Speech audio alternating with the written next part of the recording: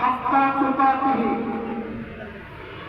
তোমার হক আদায় করে, অর্থাৎ তোমার মগজের পরিচয় আল্লাহর ভয় ছাড়া কারোর ভয় থাকবে ওরা কামড় না।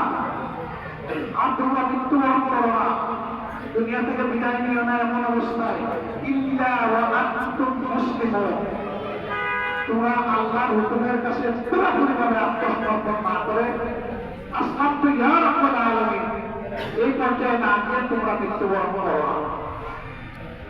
ওয়ালা তাত্তাবিউ খুতুওয়াতিশ শাইতান, সাবধান তোমরা শয়তানের পথে চলবা না।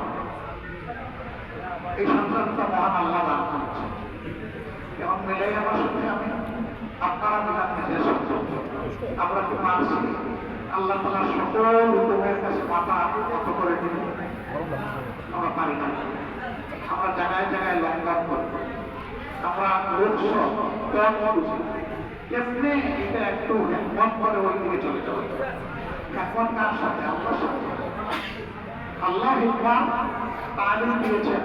হিকমত অর্থ হচ্ছে আল্লাহর গোলামি সর্বোত্তম পন্থায় করা। আল্লাহর গোলামি না করার নাম হিকমত হয় না, এটা জেহাদ। আল্লাহর পক্ষ থেকে এর বিনিময়ে আসে লাভ। আল্লাহর হুকুম, আল্লাহর বন্দেগী, আল্লাহ যেমনটা চান সেইভাবে হুসনে তরিকা